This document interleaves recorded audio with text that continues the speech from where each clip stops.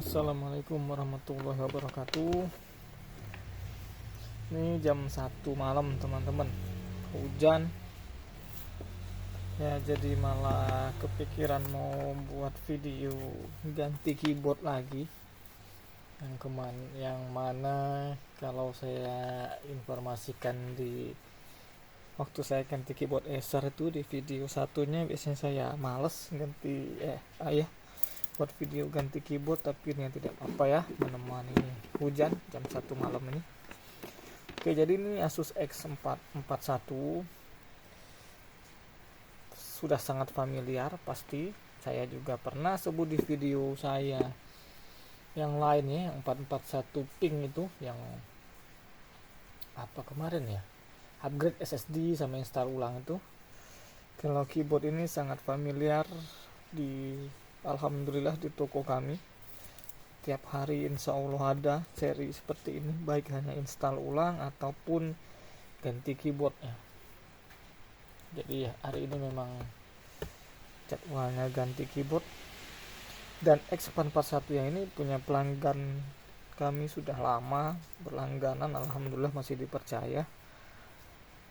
Tidak tahu ini yang ketiga atau keempat ini ganti keyboardnya. Jadi posisi pengunci keyboard tuh plastik yang hitam-hitam seperti kalau di Acer itu biasanya sudah habis.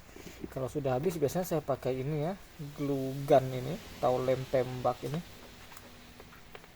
ya, glue gun tembak. Biasanya penguncinya pakai ini atau pakai ini nih, kotoran ini untuk pengunci juga bisa. Kalau tidak punya ini ambil saja lah bekas apalah, tombol keyboard atau apa yang lain juga bisa. Saya coba pakai ini saja ya, pakai ini juga bagus biasanya hasilnya. Oke, kita coba bongkar dulu.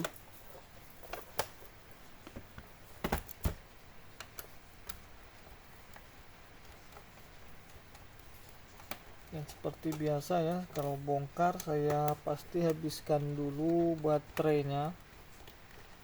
Saya mau mengulangin segala kemungkinan resiko.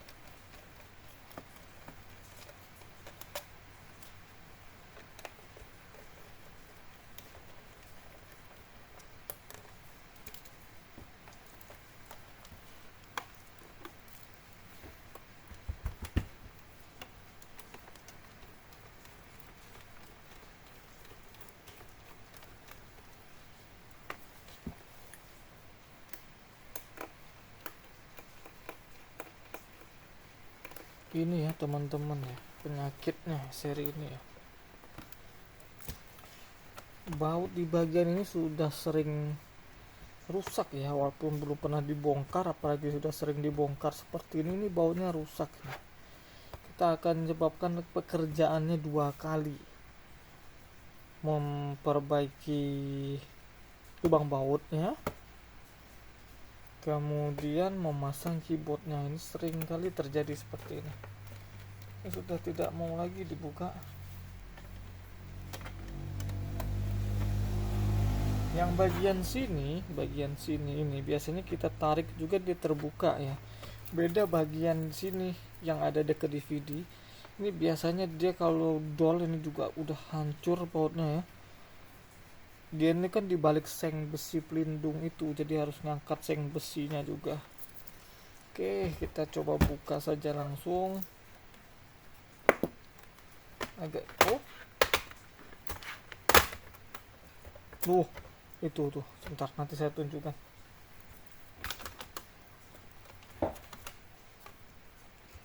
Dilepas.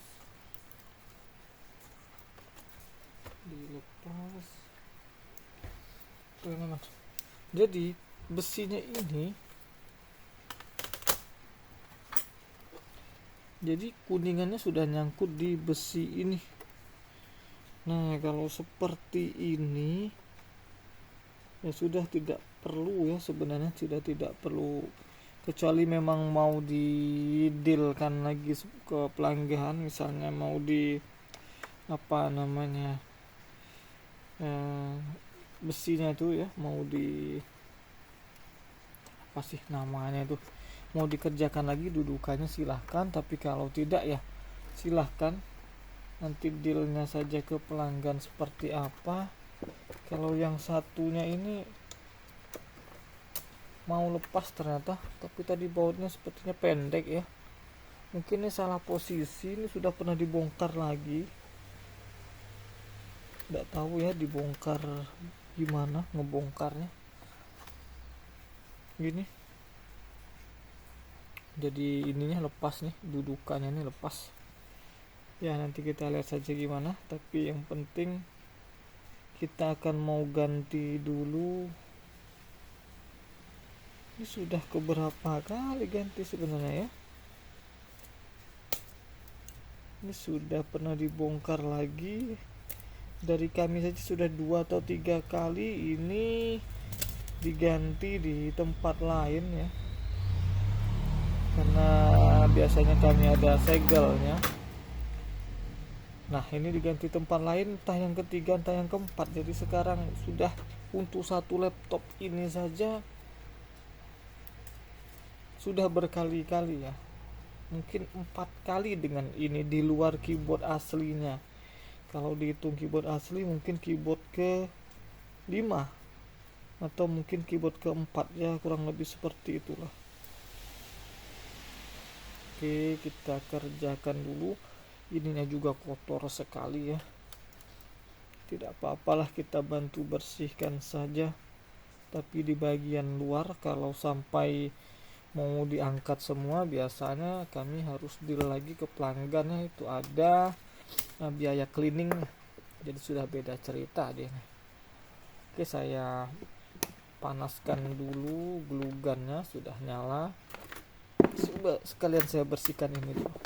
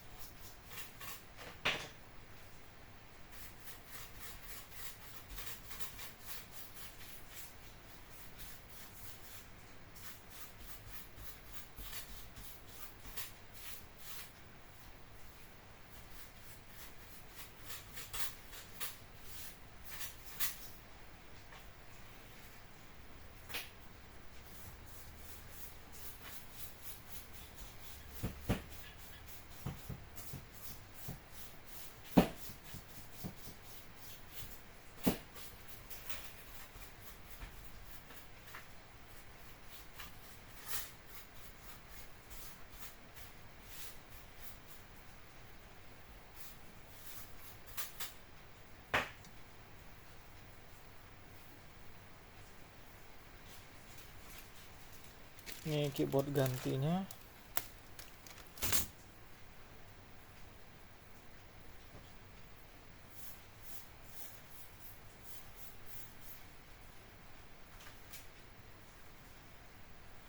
Saya mau kencangkan dulu baut tadi, kita kencangkan sebentar.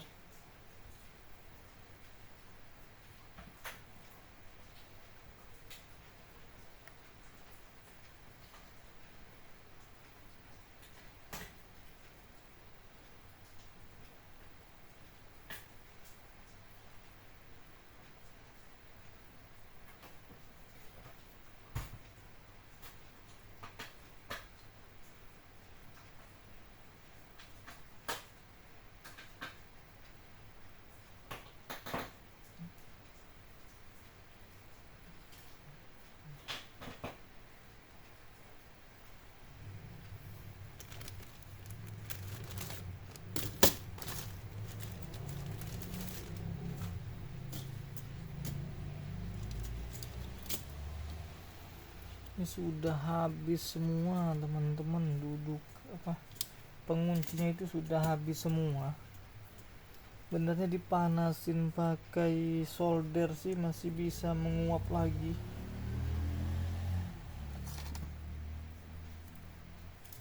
tapi tidak bisa mengunci lagi dan sempurna ya karena sudah habis.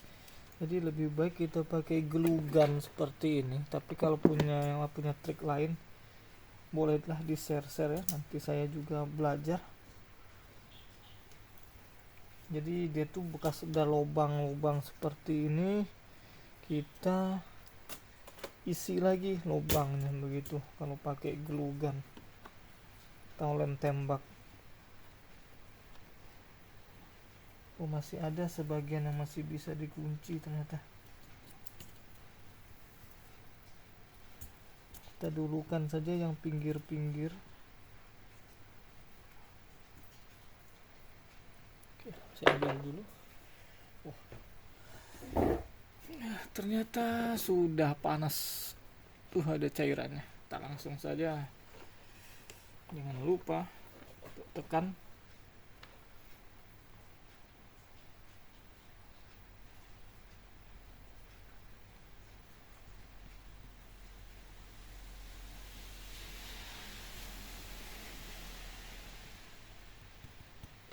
Jadi kalau glue gun model gini kan tidak langsung kering ya, dia kering tapi nunggu beberapa detik. Jadi sambil ditekan jangan langsung diangkat, nanti tunggu ya beberapa detik baru kita pindah posisi biar dia sempat kering sebentar.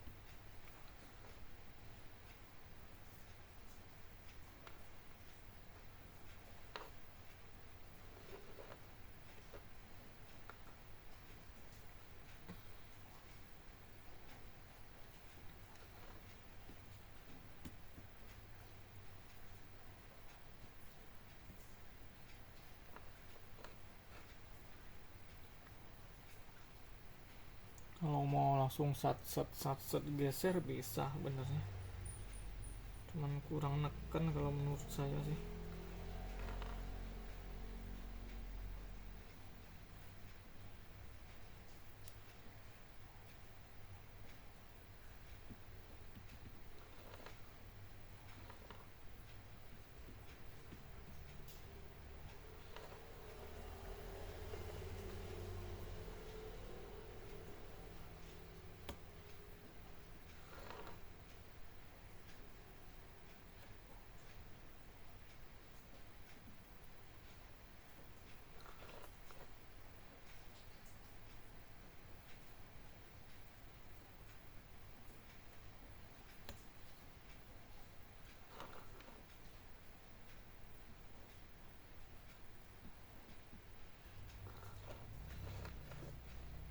Kalau penguncinya masih bagus, saya tetap biasanya pakai solder biasa tuh ya, yang seperti video Acer itu.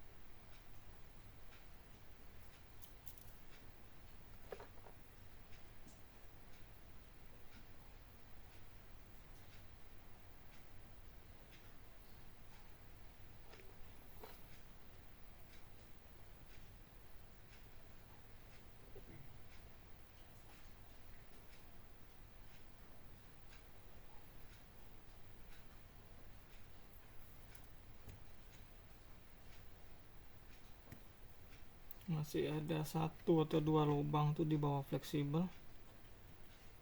Nanti fleksibelnya saya rapikan dulu,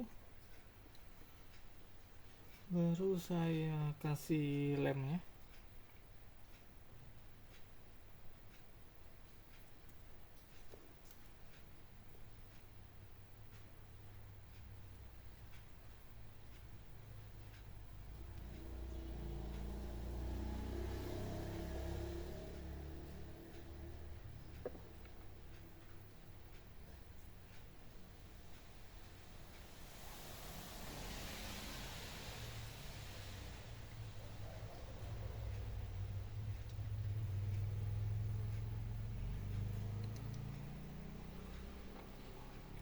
Ini masih ada dua ternyata. Ada dua teman-teman.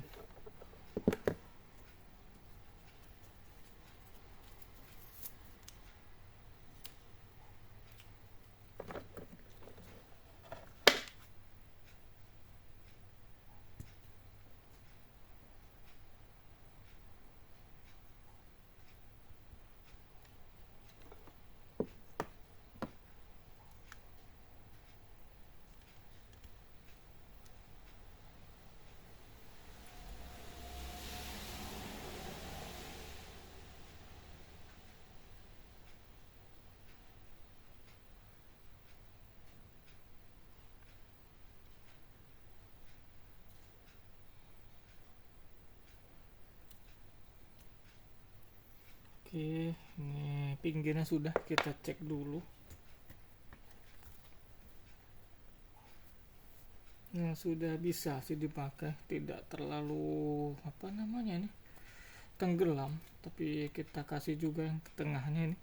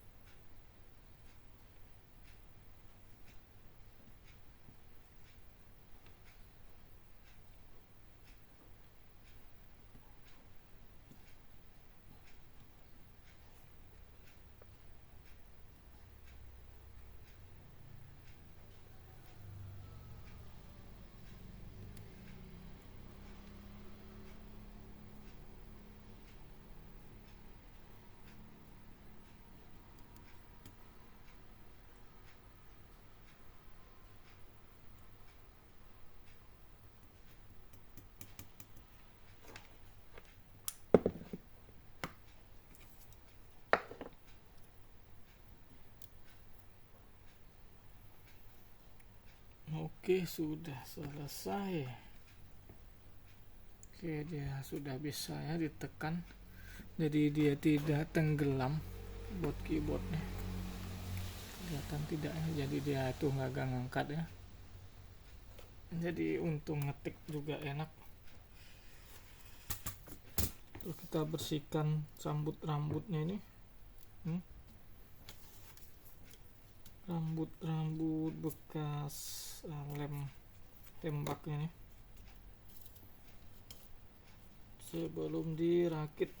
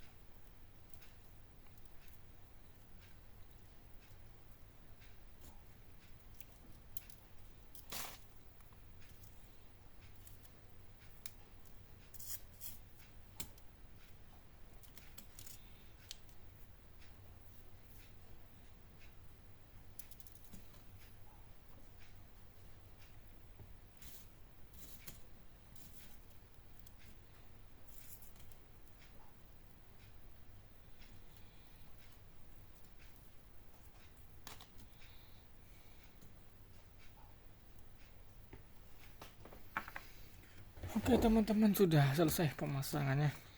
Jadi saya cuman buat video pemasangan ini saja ya. Sedangkan untuk masangnya ke casing ya tinggal pasang ke casing saja, atau lihat video saya yang Asus warna pink yang upgrade SSD. Di situ malah kebalikannya, di situ saya habis ganti keyboard cuman tidak tidak sempat ngevideokan. Saya langsung pasang. Nah, ini kebalikannya, saya selesaikan sampai di sini, nanti tinggal pasang ke mana namanya, ke casing. Ini tidak langsung saya pasang, saya mungkin mau cari deal dulu mungkin ke pelanggan ya, apakah mau saya cleaning juga. Itu tadi sudah saya bersihkan sebenarnya, cuman saya takut pastanya itu agak mengering, jadi kan otomatis saya harus angkat motherboardnya dan angkat lakukan pergantian pasta. Nah, jadi nanti kalau mau dipasang jangan lupa habis dipasang masuk ke BIOS dulu. Kalau BIOSnya support yang BIOS terbaru ya seperti kemarin, jadi di BIOSnya kita bisa tes touchpadnya. Ini touchpad ini, kalau di BIOS touchpadnya berjalan itu otomatis pemasangan fleksibel touchpad kita sudah normal, jadi tidak perlu diotak-atik lagi. Nanti kita masuk Windows, kalau di Windows dia belum berjalan, coba di restart saja ya, tanpa kita harus takut fleksibel touchpad yang kita pasang itu tidak benar. Kalau dia tidak benar atau tidak normal, sudah pasti di BIOS pun dia tidak berjalan. Tapi kalau ternyata BIOSnya tidak support, masih BIOS tipe yang lama itu, yang masih tipe advanced mode itu yang kita gerakannya pakai keyboard ya, artinya ini tidak berfungsi. Kalau yang ini berfungsi itu tipe EZ mode. Jadi kalau dia masih tipe advanced mode, kalau yakin pemasang benar langsung saja masuk ke Windows. Nah, nanti di Windows itu biasanya ditunggu sebentar, dia masih loading driver terkadang. Ya boleh lah di sekalian nunggu ini bisa dicek-cek dulu keyboardnya. Kalau keyboardnya ternyata sudah normal semua, masih belum bisa, coba di restart ya. Biasanya paling banyak sih restart 2 kali, biasanya insya Allah langsung bisa lagi, asal waktu pemasangan ininya sudah tepat ya, sudah tepat, tidak miring-miring. Oke teman-teman, untuk pemasangan keyboardnya ini saya butuh waktu sekitar 30 menit tadi ya. Bagi yang profesional mungkin bisa lebih cepat, tapi tidak apa-apa ya, kita sama-sama sambil belajar. Oke, ini saja dulu dari saya untuk pergantian keyboardnya, semoga bermanfaat. Wassalamualaikum warahmatullahi wabarakatuh.